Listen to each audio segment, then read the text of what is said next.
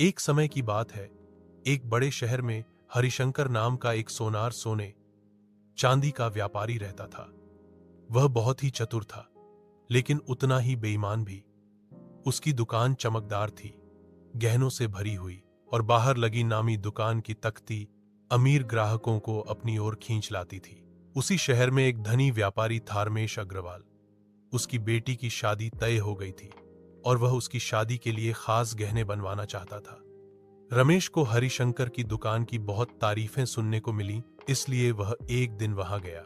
हरिशंकर ने बड़ी नम्रता और मिठास से रमेश का स्वागत किया। बोला, आप सही जगह आए हैं सेठ जी। आपकी बेटी की शादी है तो हम भी उसे दुल्हन की तरह सजाएंगे।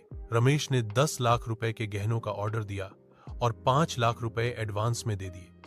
हरिशंकर ने वादा किया कि 2 हफ्ते में गहने तैयार हो जाएंगे। 2 हफ्ते बाद रमेश गहने लेने गया। गहने बहुत खूबसूरत लग रहे थे, झिलमिलाते, भारी और डिजाइनर। रमेश बहुत खुश हुआ और बाकी पैसे देकर गहने ले गया। लेकिन किस्मत की बात देखिए, शादी के 2 दिन पहले रमेश की पत्नी ने गहनों को ठीक से जांचा। उन्हें कुछ शक हुआ और वह गहनों को एक दूसरे भरोसेमंद सोनार के पास ले गई। जांच के बाद पता चला कि गहनों में सोने की जगह ज्यादातर हिस्सा पीतल और नकली धातु का था। यह सुनते ही रमेश आग बूला हो गया। वह तुरंत हरिशंकर की दुकान पर गया, लेकिन दुकान बंद थी। अगले दिन भी बंद। तीसरे दिन पता चला कि हरिशंकर शहर छोड़कर भाग गया है। रमेश ने पुलिस में शिकायत दर्ज कराई। शहर की व्यापार एसोसिएशन को भी जानकारी दी।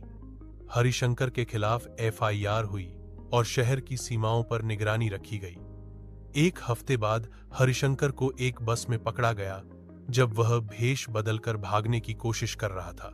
पुलिस ने उससे पूछताछ की और उसकी दुकान से बहुत से नकली गहने, फर्जी बिल और ग्राहकों के नाम की लिस्ट बरामद की। कोर्ट में मुकदमा चला और हरिशंकर को कई साल की सजा हुई।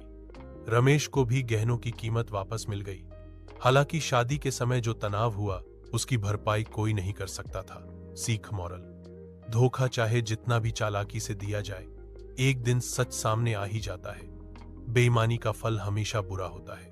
अगर आप चाहें तो मैं इस कहानी को और नाटकीय, लंबा या बच्चों के लिए सरल भाषा में भी लिख सकता हूं।